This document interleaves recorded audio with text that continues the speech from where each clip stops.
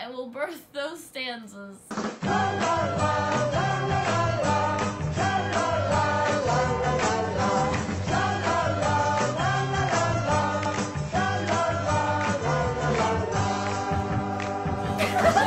So guys, this week we're doing another According to WikiHow, and today we are learning how to write poetry. I used to try to write poetry. The one poem that I still have in my possession, which is in my memory box, was called Death at 5, and it was about this girl I knew who died when we were 5 years old and we were friends.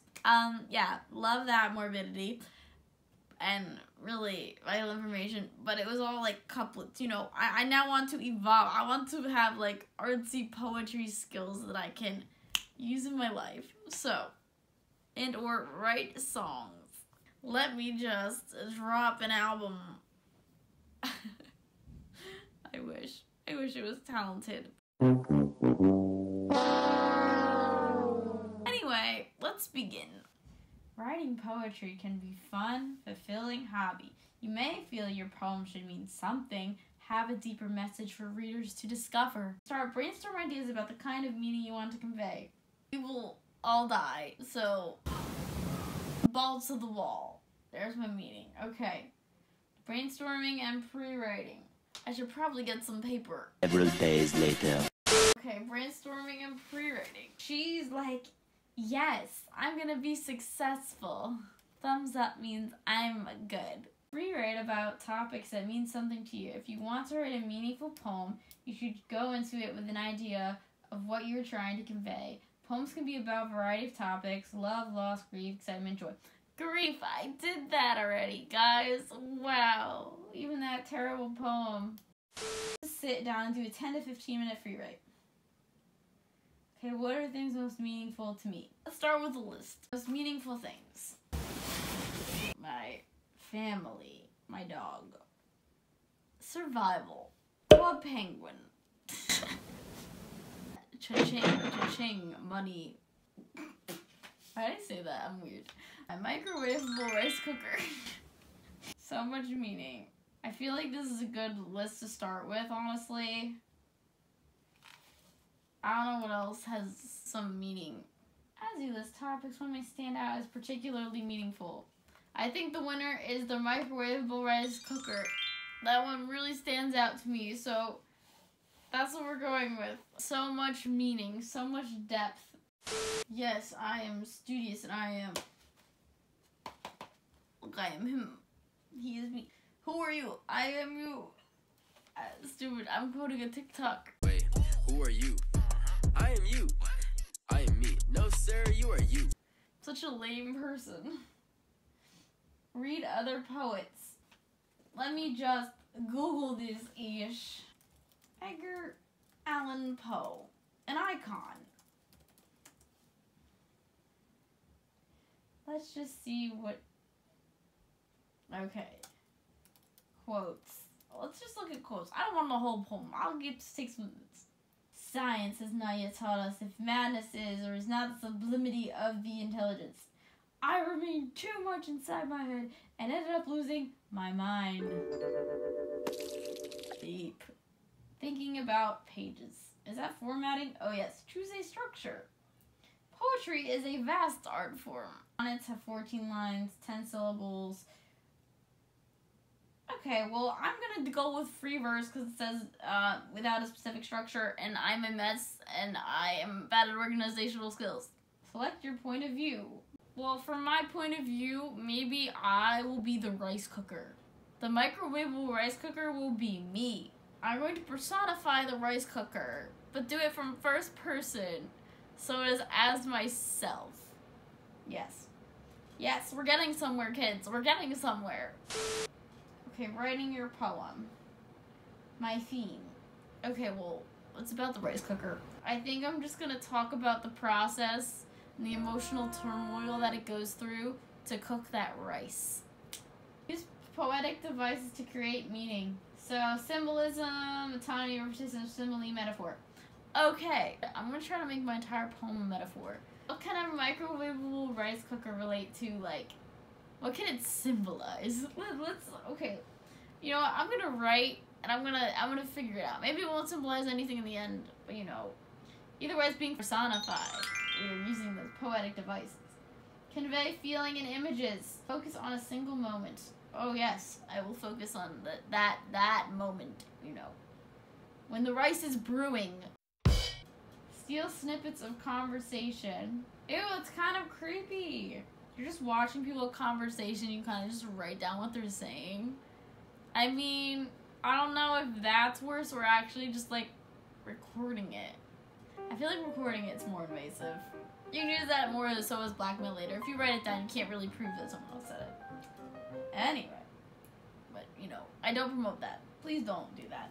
That's scary, creepy, and horrifying. Make conscious choices about line breaks.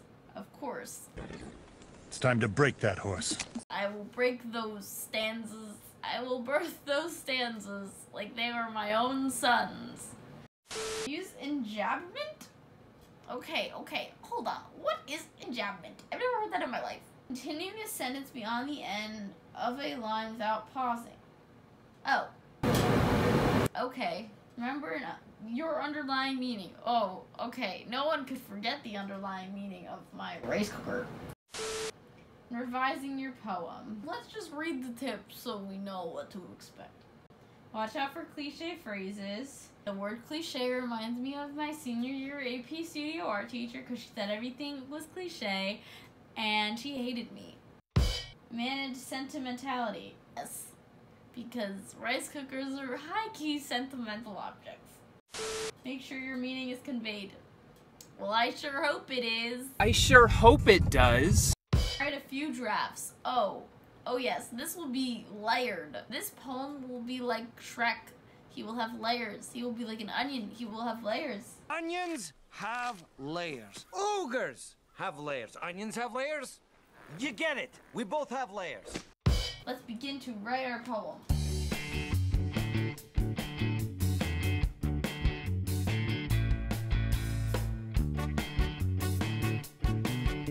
Several days later. Okay guys, well I wrote something. It's very, very, very bad. But we're just gonna do a dramatic reading. I wrote 2 different poems. Oh, rice cooker, how I love you so. Your plastic lining reminds me to control my ego.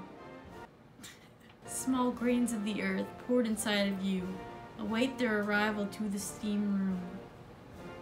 Each grain is a person, and the pot is a globe.